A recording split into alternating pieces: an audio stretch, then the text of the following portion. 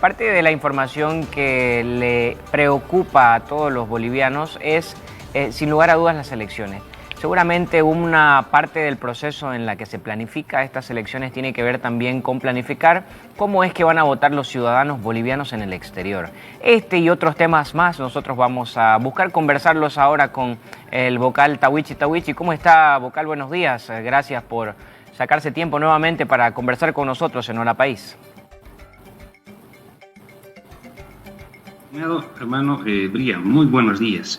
Sí, estamos este año del bicentenario será un año muy complicado, si eso lo puede percibir. Será el año yo lo llamo la madre de las batallas políticas. Será ese año, ¿no? Y es bueno que nuestra democracia sea muy competitivo, sí, pero bajo reglas claras. Entonces, y también tenemos que tener certidumbre sobre este proceso electoral, y en ese marco estamos trabajando ya como órgano electoral. A sus órdenes, estimado Brian. Vocal, empecemos por lo principal. ¿Cuál sería el calendario y cuál es la planificación que están tomando ustedes desde el Tribunal Supremo Electoral, por favor? A ver, estimado Brian, tenemos el siguiente calendario, ¿sí? Este próximo 10 de abril estaríamos arrancando con el calendario electoral, ¿sí? Y eso nos arroja para que el próximo domingo 10 de agosto tengamos jornada electoral, día de la votación. Y si acaso no hay un ganador en esta primera contienda del 10 de agosto, es decir, si no hay un candidato que supere la barrera del 50% más uno, o no tenga una distancia de más del 10% el primero respecto al segundo, la norma electoral señala que debe haber una segunda vuelta. Okay. Y la segunda vuelta, la Constitución política señala que debe hacerse 60 días después, lo dice la Constitución, ¿ya? Entonces, eso nos lleva al 12 de octubre, domingo 12 de octubre sería la fecha tentativa, la fecha que se produciría la segunda vuelta, ¿sí? La segunda vuelta. Y eso nos deja, mire, del 12 de octubre nos deja con las justas para que el próximo 8 de noviembre de este año se produzca el cambio, la transición por el futuro presidente o presidenta y futuros diputados y senadores. Y un datito más, alguien dijo por ahí que ¿por qué no modifican del 10 de agosto, que está muy cerca a las fechas cívicas, y no hacen el 17 de agosto? Por si acaso, el 17 de agosto es fiesta de Urcupiña, una gran fiesta que hay en Cochabamba, entonces también se afectaría eso, por si acaso, ¿no? Pero nuestros tiempos, estimado Brian, son tiempos técnicos que se ajustan a nuestra Constitución y a la normativa electoral. Esa es nuestra planificación, y para ello necesitamos, estimado, de entradita, hay que blindar esta elección presidencial en dos aspectos. Una, en el marco normativo, jurídico, y en el marco económico. En lo económico necesitamos bolivianos 310 millones, es el presupuesto que hemos trabajado. Hay que dividir esos 310 millones de bolivianos en dos partes. Una primera parte es el presupuesto nacional, elecciones dentro del país, son 260 millones, ¿sí? Y otros 50 millones, ¿no? De 260 a 310 son 50 millones, ¿sí? Esos 50 millones que los necesitamos en dólares, en divisa dólar, ¿sí? El Ejecutivo nos tiene que proveer ese monto de 7 millones de dólares al órgano electoral para que nosotros podamos realizar elecciones presidenciales en el exterior. Voto en el exterior, porque se vota, quiero señalar, en más de 30 países, ¿sí? En el exterior votan aproximadamente 300.000 bolivianos que viven fuera del país. Diputado, una consulta específicamente que tiene que ver con la cantidad, perdón, vocal. 300.000 bolivianos significan qué porcentaje del resultado final de unas elecciones. ¿Por qué es tan importante sacar el presupuesto para que los ciudadanos bolivianos puedan votar en el extranjero? Está en nuestra normativa electoral, estimado Brian. Sí, está en la norma que el Estado boliviano garantiza el voto en el exterior. ¿Sí? Eso deviene de nuestra normativa electoral y en ese marco nosotros tenemos que honrar, cumplir. En Bolivia los bolivianos y las bolivianas tenemos el derecho constitucional de ser elegido o el derecho constitucional de elegir.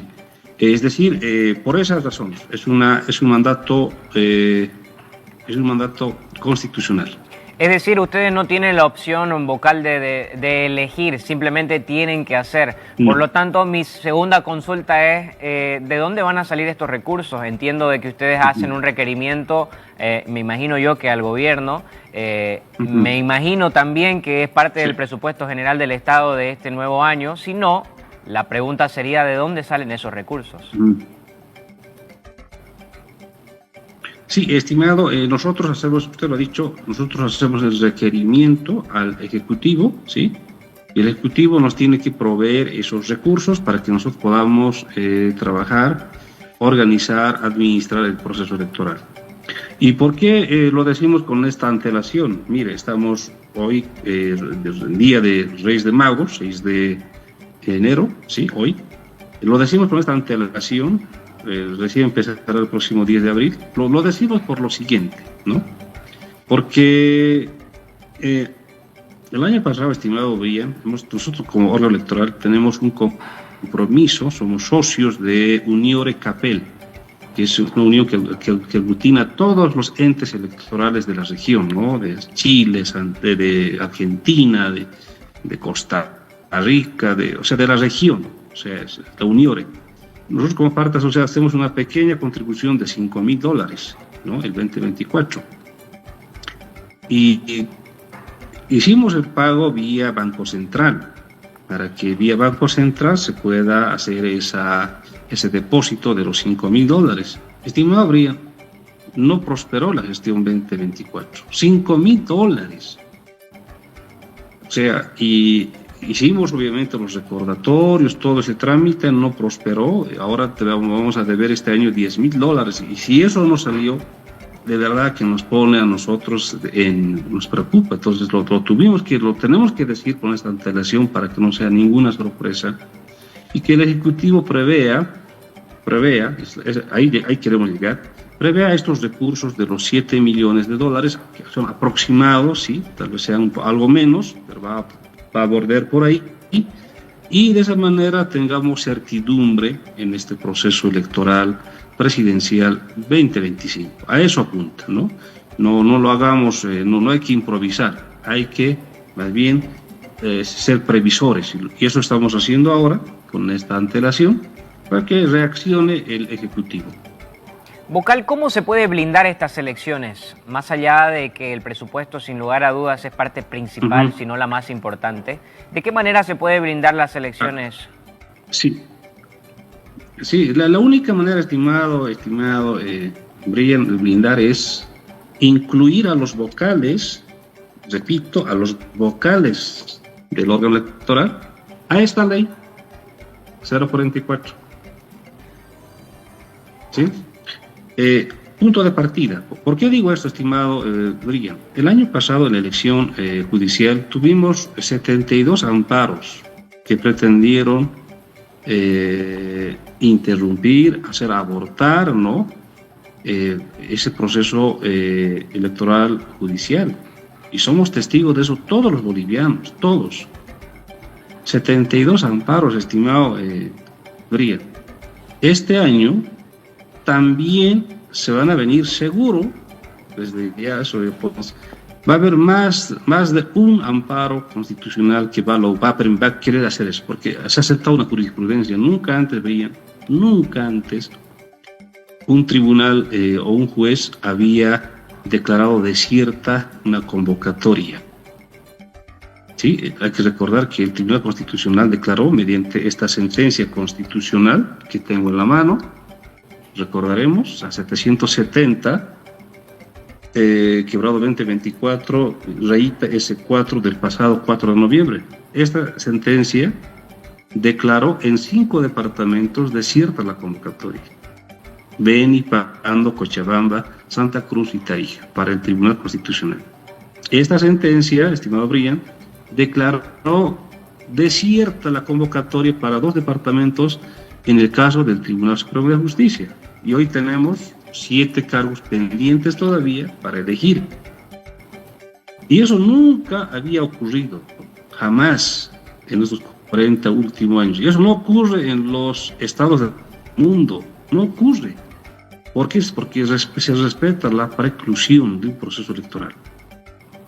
La preclusión es una norma básica, fundamental en un proceso electoral y que debe respetarse. Es decir, que ninguna actividad de un proceso puede ser retrotraído, ¿sí? Y a eso, repito, para blindar esta elección, ahora se requiere, pues, incorporar los vocales como punto de partida. Y si la Asamblea, ¿y quién tiene que incorporar? Tiene que incorporar la Asamblea Legislativa a los vocales, a esta ley. Quiero recordar que esta ley, para que se entienda bien, la ley 044 es una ley que le da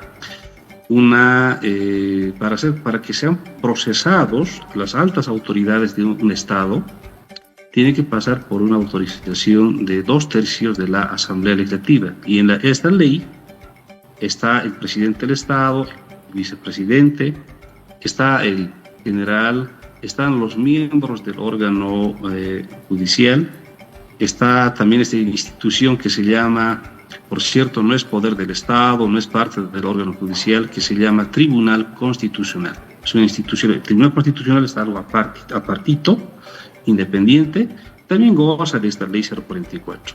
También está el Defensor del Pueblo, por si acaso. Y los vocales no estamos en la ley 044. ¿Por qué? Que juzgue la sociedad, ¿por qué no estamos ahí? Es una ley, por si acaso, un retroceso. Los vocales de la Corte Electoral, de antes de los 90, tenían caso de corte.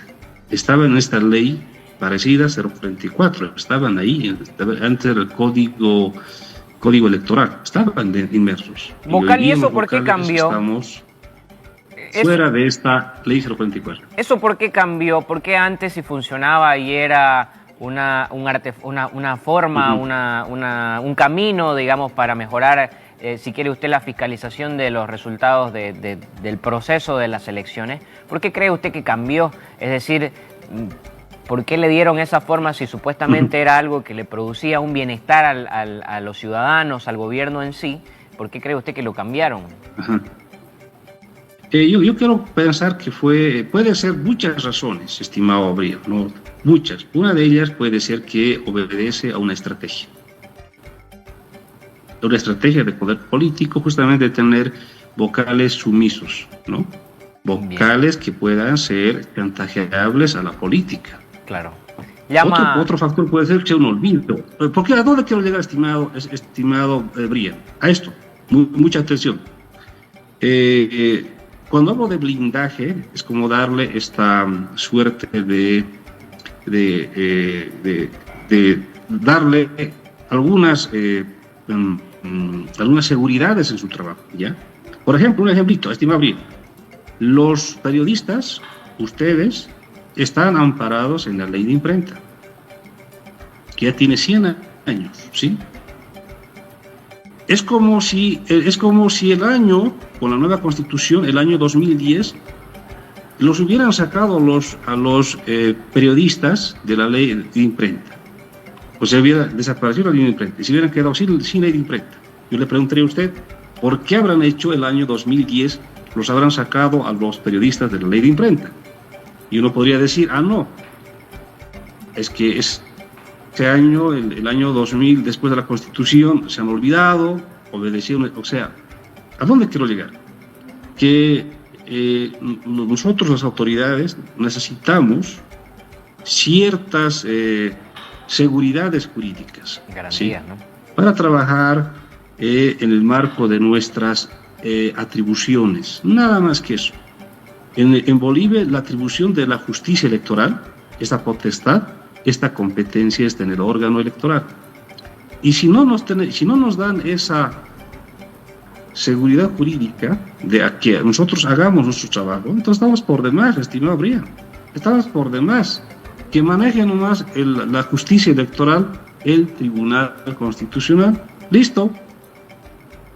Seamos un Estado serio, o sea, por eso no debe, la Constitución dice, estimado Brian, que los órganos son independientes, y lo dice nuestra Constitución Política de Estado. Entonces, en ese marco, yo pregunto por qué los han sacado los vocales de la Ley 044. Entonces ahora nosotros estamos, de verdad, estamos vulnerables, estamos indefensos, estamos, en Aymara se dice, alanchos. Nanacaja, estamos alanchos. Quiero decir, nosotros estamos desnudos, hablando jurídicamente, ¿no? Entonces, le haría mucho bien al Estado boliviano, a nuestra institucionalidad, que la Asamblea Legislativa no se incorpore a la Ley 044. Ojo que este pedido no es solo lo que digo yo, es un pedido que lo hace la Organización de Estados Americanos. Leer la página 25 del pasado informe de elecciones judiciales. La OEA recomienda incluir a los vocales a la Ley 044. No solo es esta ley, la Comisión Interamericana de Derechos Humanos, el año 2020, en su informe del GIEI, en su recomendación número 26, le dice lo mismo al Estado boliviano. Quiero recordar que el pasado 11 de noviembre del 2024, el vicepresidente David Choquehuanca, el presidente Andrónico Rodríguez, presidente Omar Yujra, actual presidente de diputados, firmaron un compromiso de incorporar a los vocales a la Ley 044. Y hasta la fecha, acá tengo la firma por el acta, que es público, está firmado por David Choquehuanca, está firmado por Andrónico Rodríguez, Omar Yujra, está firmado por los líderes políticos Carlos de Mesa, Zvonko Matkovic, también está firmado por Gerardo García, que estaba fungiendo entonces como vicepresidente del MAS. O sea, eso es blindar la elección presidencial, ¿sí? Blindar en lo jurídico. Y a eso hay que discutir otras temáticas, por ejemplo, es el tema de que hay que incorporar también jurídicamente la transmisión de resultados preliminares que debemos contar esa noche de la jornada electoral. ¿Vocal? No está en la ley, debería... Sí, disculpe usted que lo interrumpa. Por la prisa de la televisión tengo que cortarlo, sin embargo quiero agradecerle por la buena predisposición que usted tiene siempre de explicarme todo. Me voy a quedar con esta asignatura pendiente, seguramente lo estaremos contactando una nueva oportunidad para que me lo explique más largo y tendido. ¿Por qué los vocales no hacen parte de la Ley 044? Es una incógnita que me llama mucho la atención y me parece que indagar en el desarrollo de esta información vocal puede darle como beneficio a los ciudadanos bolivianos la tranquilidad de que las elecciones puedan ser mucho más transparentes de lo que se puedan llegar a dar. Así que yo quedo agradecido con usted hasta una próxima oportunidad. Dígame.